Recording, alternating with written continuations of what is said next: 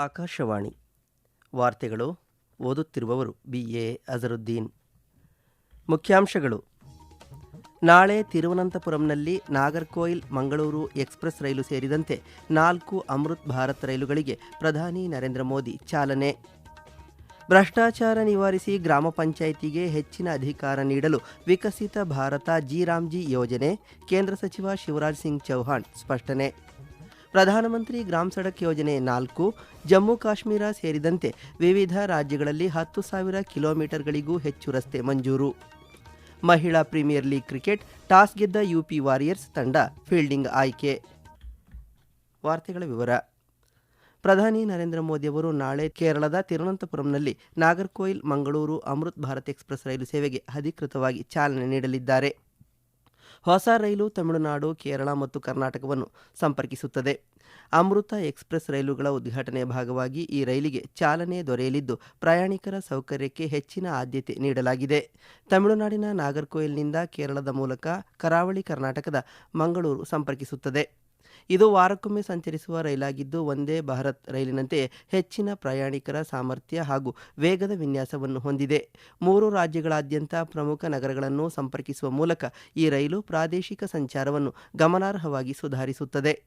ಈ ಮಾರ್ಗವು ಹಲವಾರು ಪ್ರಮುಖ ಪ್ರವಾಸಿ ಮತ್ತು ತೀರ್ಥಯಾತ್ರೆಯ ಸ್ಥಳಗಳಿಗೆ ಸುಗಮ ಪ್ರಯಾಣವನ್ನು ಕಲ್ಪಿಸುತ್ತದೆ.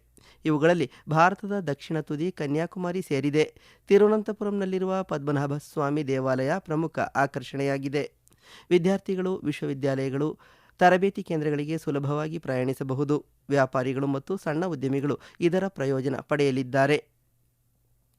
ಭ್ರಷ್ಟಾಚಾರ ನಿವಾರಿಸಿ ಗ್ರಾಮ ಪಂಚಾಯಿತಿಗಳಿಗೆ ನಿರ್ಣಯ ಪ್ರಕ್ರಿಯೆಯಲ್ಲಿ ಹೆಚ್ಚಿನ ಅಧಿಕಾರ ನೀಡಿ ಕಾರ್ಮಿಕರಿಗೆ 100 ದಿನಗಳ ಬದಲು 125 ದಿನಗಳ ಉದ್ಯೋಗ ಸೃಷ್ಟಿಸಲು ಕೇಂದ್ರ ಸರ್ಕಾರ ವಿಕಸಿತ ಭಾರತ ಜಿ-ರಾಮ್ಜಿ ಯೋಜನೆಯನ್ನು ಜಾರಿಗೆ ತಂದಿದೆ ಎಂದು ಕೇಂದ್ರ ಕೃಷಿ ಮತ್ತು ರೈತ ಕಲ್ಯಾಣ ಸಚಿವ ಶಿವರಾಜ್ ಸಿಂಗ್ ಚೌಹಾಣ್ ತಿಳಿಸಿದ್ದಾರೆ.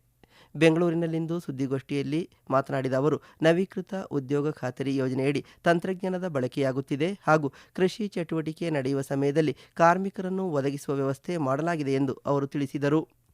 ಕಾಂಗ್ರೆಸ್ ಸರ್ಕಾರ ಈ ಯೋಜನೆಯ ಕುರಿತು ಸುಳ್ಳು ಹೇಳುತ್ತಿದ್ದು, ಭ್ರಷ್ಟಾಚಾರ ಮಾಡುವ ಉದ್ದೇಶದಿಂದ ಅವರು ಹೊಸ ಯೋಜನೆಗೆ ವಿರೋಧ ವ್ಯಕ್ತಪಡಿಸುತ್ತಿದ್ದಾರೆ. ಯಾದಗಿರಿ, ಕಲಬುರಗಿ ಹಾಗೂ ಇತರೆಡೆ ಮನ್ರೇಗಾ ದುರ್ಬಳಕೆಯ ಪ್ರಕರಣಗಳು ಬೆಳಕಿಗೆ ಬಂದಿವೆ. ಹೊಸ ವ್ಯವಸ್ಥೆಯಲ್ಲಿ ಇದನ್ನು ನಿಲ್ಲಿಸಲಾಗುವುದು ಎಂದು ಭರವಸೆ ನೀಡಿದರು.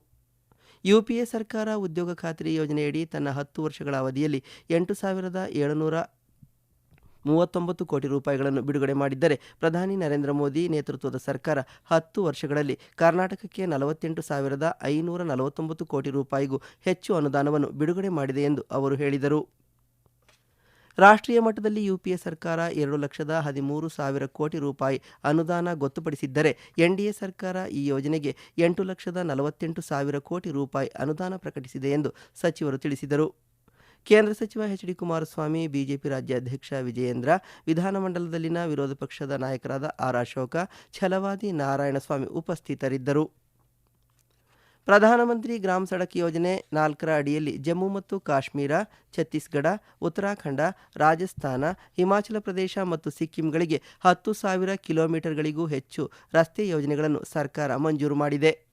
ಈ ರಸ್ತೆಗಳ ನಿರ್ಮಾಣದೊಂದಿಗೆ ಹಿಂದೆ ಪ್ರತ್ಯೇಕವಾಗಿದ್ದ ಸುಮಾರು 3,270 ಜನವಸತಿಗಳು ಸಂಪರ್ಕ ಮತ್ತು ನಿರ್ಣಾಯಕ ಸೇವೆಗಳನ್ನು ಪಡೆಯುತ್ತವೆ ಎಂದು ಗ್ರಾಮೀಣಾಭಿವೃದ್ಧಿ ಸಚಿವಾಲಯ ತಿಳಿಸಿದೆ. ಈ ಯೋಜನೆಯು ಸಂಪರ್ಕವಿಲ್ಲದ ಜನವಸತಿಗಳಿಗೆ 62,500 ಕಿಲೋಮೀಟರ್ಗಳಷ್ಟು ಸರ್ವಋತು ರಸ್ತೆಗಳನ್ನು ಒದಗಿಸುವ ಗುರಿಯನ್ನು ಹೊಂದಿದೆ.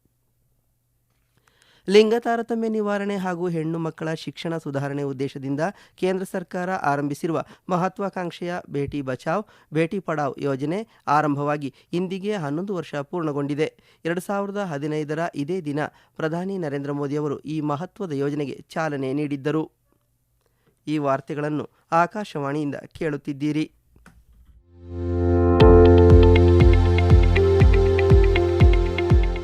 ನಮ್ಮ ಎಲ್ಲ ರಾಷ್ಟ್ರೀಯ ವಾರ್ತೆಗಳು ಹಾಗೂ ಪ್ರದೇಶ ಸಮಾಚಾರ ಈಗ ಆಕಾಶವಾಣಿ ನ್ಯೂಸ್ ಕನ್ನಡ ಯೂಟ್ಯೂಬ್ ಚಾನೆಲ್ನಲ್ಲಿ ಲಭ್ಯ. ನಮ್ಮ ಎಕ್ಸ್ ಖಾತೆ ಮತ್ತು ಇನ್ಸ್ಟಾಗ್ರಾಂ ಖಾತೆ ಆಕಾಶವಾಣಿ ನ್ಯೂಸ್ ಕನ್ನಡ. ಹೆಚ್ಚಿನ ಮಾಹಿತಿಗಾಗಿ ನಮ್ಮ ಫೇಸ್ಬುಕ್ ಖಾತೆ ಆಕಾಶವಾಣಿ ವಾರ್ತೆ ಕನ್ನಡವನ್ನು ಅನುಸರಿಸಿ. ಮಾಹಿತಿಗಳ ಹೂರಣ, ವಾರದ ಕಾರ್ಯಕ್ರಮ, ಪ್ರಚಲಿತ ವಿದ್ಯಮಾನ ಪ್ರತಿ ಬುಧವಾರ ರಾತ್ರಿ 9:15 ಪ್ರಧಾನಮಂತ್ರಿಗಳ ಸಕ್ರಿಯ ಆಡಳಿತ ಮತ್ತು ಸಕಾಲಿಕ ಅನುಷ್ಠಾನಕ್ಕಾಗಿ ಪ್ರಧಾನಮಂತ್ರಿಗಳ ಪ್ರಮುಖ ವೇದಿಕೆಯಾದ ಪ್ರಗತಿ ತನ್ನ 50ನೇ ಸಭೆಯನ್ನು ಯಶಸ್ವಿಯಾಗಿ ನಡೆಸುವುದರೊಂದಿಗೆ ಮಹತ್ವದ ಮೈಲಿಗಲ್ಲನ್ನು ಗುರುತಿಸಿದೆ.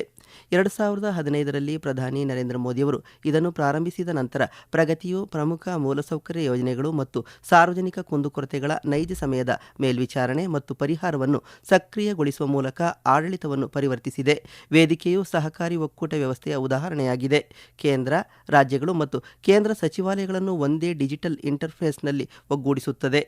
ಒಂದು ದಶಕದಲ್ಲಿ ಪ್ರಗತಿಯು ನಿರ್ಧಾರ ತೆಗೆದುಕೊಳ್ಳುವಿಕೆಯನ್ನು ವೇಗಗೊಳಿಸಲು, ಪ್ರಮುಖ ಮೂಲಸೌಕರ್ಯ ಯೋಜನೆಗಳಲ್ಲಿ ವಿಳಂಬಕ್ಕೆ ಕಾರಣವಾಗುವ ಸಮಸ್ಯೆಗಳ ಪರಿಹಾರವನ್ನು ಮತ್ತು ಬಲವಾದ ಹೊಣೆಗಾರಿಕೆಯ ಸಂಸ್ಕೃತಿಯನ್ನು ಹುಟ್ಟುಹಾಕಲು ಸಹಾಯ ಮಾಡಿದೆ.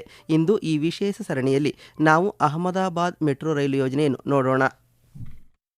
ಅಹಮದಾಬಾದ್ ಮೆಟ್ರೋ ರೈಲು ಯೋಜನೆ ಹಂತ 1 ಗುಜರಾತ್ನ ಅತಿದೊಡ್ಡ ಮಹಾನಗರ ಪ್ರದೇಶಕ್ಕೆ ಸುಸ್ಥಿರ ನಗರ ಚಲನಶೀಲತೆಯಲ್ಲಿ ಪರಿವರ್ತನೆ ತಂದಿದೆ. ವಸತಿ ಮತ್ತು ನಗರ ವ್ಯವಹಾರಗಳ ಸಚಿವಾಲಯದ ಆಶ್ರಯದಲ್ಲಿ ಜಾರಿಗೆ ತರಲಾದ ಈ ಯೋಜನೆಯು 40.03 ಕಿಲೋಮೀಟರ್ ಉದ್ದವನ್ನು ಹೊಂದಿದ್ದು ಒಟ್ಟು 12,924 ಕೋಟಿ 50 ಲಕ್ಷ ರೂಪಾಯಿಗಳ ಅನುಮೋದಿತ ವೆಚ್ಚವನ್ನು ಹೊಂದಿದೆ.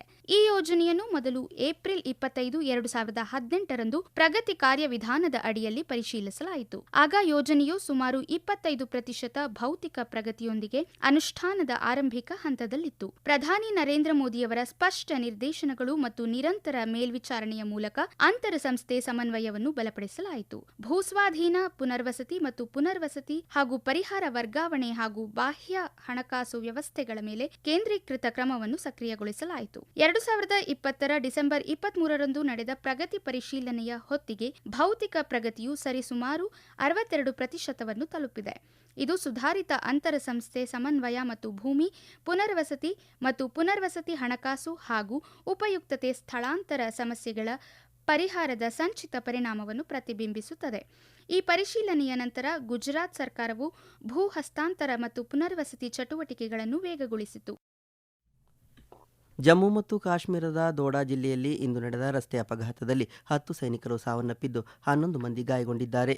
ಭದೇರ್ವಾ ಚಂಬಾ ಅಂತಾರಾಜ್ಯ ರಸ್ತೆಯ 9,000 ಅಡಿ ಎತ್ತರದ ಖನ್ನಿ ಶಿಖರದಲ್ಲಿ ಸೇನಾ ಟ್ರಕ್ ರಸ್ತೆಯಿಂದ ಜಾರಿ ಆಳವಾದ ಕಂದಕಕ್ಕೆ ಉರುಳಿದೆ. ಸೇನೆ ಮತ್ತು ಪೊಲೀಸರು ಜಂಟಿ ರಕ್ಷಣಾ ಕಾರ್ಯಾಚರಣೆಯನ್ನು ತಕ್ಷಣವೇ ಪ್ರಾರಂಭಿಸಿದ್ದಾರೆ. 4 ಸೈನಿಕರು ಸ್ಥಳದಲ್ಲೇ ಮೃತಪಟ್ಟಿದ್ದು ನಂತರ 6 ಸೈನಿಕರು ಸಾವನ್ನಪ್ಪಿದ್ದಾರೆ. ಗಾಯಗೊಂಡ ಸೈನಿಕರಲ್ಲಿ ಒಬ್ಬರನ್ನು ಭದೇರ್ವಾ ಉಪಜಿಲ್ಲಾ ಆಸ್ಪತ್ರೆಯಲ್ಲಿ ತೀವ್ರ ನಿಗಾದಲ್ಲಿ ಇರಿಸಲಾಗಿದ್ದು 10 ಸೈನಿಕರನ್ನು ವಿಶೇಷ ಚಿಕಿತ್ಸೆಗಾಗಿ ಉಧಂಪುರ ಕಮಾಂಡ್ ಆಸ್ಪತ್ರೆಗೆ ಹೆಲಿಕಾಪ್ಟರ್ ಮೂಲಕ ಸಾಗಿಸಲಾಗಿದೆ. ಘಟನೆ ಬಗ್ಗೆ ರಕ್ಷಣಾ ಸಚಿವ ರಾಜನಾಥ್ ಸಿಂಗ್ ದುಃಖ ವ್ಯಕ್ತಪಡಿಸಿದ್ದಾರೆ. ಭಾರತ ಯುರೋಪಿಯನ್ ಯೂನಿಯನ್ಗಳ ಬಲಿಷ್ಠ ಸಂಬಂಧಗಳ ತಡೆರಹಿತ ಸರಬರಾಜು ಹಾಗೂ ಸಹಕಾರದ ಮೂಲಕ ಜಾಗತಿಕ ಆರ್ಥಿಕತೆಗೆ ಇರುವ ಅಪಾಯಗಳನ್ನು ಕಡಿಮೆ ಮಾಡಲಿದೆ. ವ್ಯಾಪಾರ, ಜನರ ಸಂಚಾರ ಮತ್ತು ಭದ್ರತಾ ಪಾಲುದಾರಿಕೆಯನ್ನು ಬಲಪಡಿಸುವ ಮೂಲಕ ಜಾಗತಿಕ ವ್ಯವಸ್ಥೆಯನ್ನು ಸ್ಥಿರಗೊಳಿಸಲಿದೆ ಎಂದು ವಿದೇಶಾಂಗ ವ್ಯವಹಾರಗಳ ಸಚಿವ ಡಾ ಎಸ್ ಜೈಶಂಕರ್ ಇಂದು ಹೇಳಿದ್ದಾರೆ. ಈ ವರ್ಷದ ಗಣರಾಜ್ಯೋತ್ಸವದ ಮೆರವಣಿಗೆಯನ್ನು ಭಾರತೀಯ ವಾಯುಪಡೆ ಮತ್ತು ಐಎಎಫ್ ರಕ್ಷಣಾ ಪಡೆಗಳು ಮುನ್ನಡೆಸಲಿವೆ ಎಂದು ಸಮಾರಂಭ ನಿರ್ದೇಶನಾಲಯದ ವಾಯು ಕಮಾಂಡರ್ ಇಮ್ರಾನ್ ಜೈನಿ ಇಂದು ತಿಳಿಸಿದ್ದಾರೆ. ನವದೆಹಲಿಯಲ್ಲಿ ಸುದ್ದಿಗಾರರೊಂದಿಗೆ ಮಾತನಾಡಿದ ಅವರು, ಈ ವರ್ಷದ ಗಣರಾಜ್ಯೋತ್ಸವದ ಮೆರವಣಿಗೆಯಲ್ಲಿ ಐಎಎಫ್ ಗೌರವ ಸಮರ್ಪಣೆಯ ನೇತೃತ್ವವನ್ನು ಸ್ಕ್ವಾಡ್ರನ್ ಲೀಡರ್ ಹೇಮಂತ್ ಸಿಂಗ್ ಕನ್ಯಾರ್ ವಹಿಸಲಿದ್ದಾರೆ ಎಂದು ಮಾಹಿತಿ ನೀಡಿದರು. ವಡೋದರದ ಕೋಟಂಬಿಯ ಬಿಸಿಎ ಕ್ರೀಡಾಂಗಣದಲ್ಲಿ ಮಹಿಳಾ ಪ್ರೀಮಿಯರ್ ಲೀಗ್ ಕ್ರಿಕೆಟ್ ಪಂದ್ಯದಲ್ಲಿ ಯುಪಿ ವಾರಿಯರ್ಸ್ ಮತ್ತು ಗುಜರಾತ್ ಜೈಂಟ್ಸ್ ತಂಡಗಳು ಮುಖಾಮುಖಿಯಾಗಿವೆ. ಟಾಸ್ ಗೆದ್ದ ಯುಪಿ ವಾರಿಯರ್ಸ್ ತಂಡ ಫೀಲ್ಡಿಂಗ್ ಆಯ್ಕೆ ಮಾಡಿಕೊಂಡಿದೆ. ಕೊನೆಯಲ್ಲಿ ಮತ್ತೊಮ್ಮೆ ಮುಖ್ಯಾಂಶಗಳು. ನಾಳೆ ತಿರುವನಂತಪುರಂನಲ್ಲಿ ನಾಗರ್ಕೋಯಿಲ್ ಮಂಗಳೂರು ಎಕ್ಸ್ಪ್ರೆಸ್ ರೈಲು ಸೇರಿದಂತೆ 4 ಅಮೃತ್ ಭಾರತ್ ರೈಲುಗಳಿಗೆ ಪ್ರಧಾನಿ ನರೇಂದ್ರ ಮೋದಿ ಚಾಲನೆ. ಭ್ರಷ್ಟಾಚಾರ ನಿವಾರಿಸಿ ಗ್ರಾಮ ಪಂಚಾಯಿತಿಗೆ ಹೆಚ್ಚಿನ ಅಧಿಕಾರ ನೀಡಲು ವಿಕಸಿತ ಭಾರತ ಜಿ ಯೋಜನೆ, ಕೇಂದ್ರ ಸಚಿವ ಶಿವರಾಜ್ ಸಿಂಗ್ ಚೌಹಾಣ್ ಸ್ಪಷ್ಟನೆ. ಪ್ರಧಾನಮಂತ್ರಿ ಗ್ರಾಮ್ ಸಡಕ್ ಯೋಜನೆ 4, ಜಮ್ಮು ಕಾಶ್ಮೀರ ಸೇರಿದಂತೆ ವಿವಿಧ ರಾಜ್ಯಗಳಲ್ಲಿ 10,000 ಕಿಲೋಮೀಟರ್ಗಳಿಗೂ ಹೆಚ್ಚು ರಸ್ತೆ ಮಂಜೂರು. ಮಹಿಳಾ ಪ್ರೀಮಿಯರ್ ಲೀಗ್ ಕ್ರಿಕೆಟ್, ಟಾಸ್ ಗೆದ್ದ ಯುಪಿ ವಾರಿಯರ್ಸ್ ತಂಡ ಫೀಲ್ಡಿಂಗ್ ಆಯ್ಕೆ. ಇಲ್ಲಿಗೆ ವಾರ್ತಾ ಪ್ರಸಾರ ಮುಕ್ತಾಯವಾಯಿತು. ನಮ್ಮ ಮುಂದಿನ ವಾರ್ತಾ ಪ್ರಸಾರ ನಾಳೆ ಬೆಳಿಗ್ಗೆ 7:05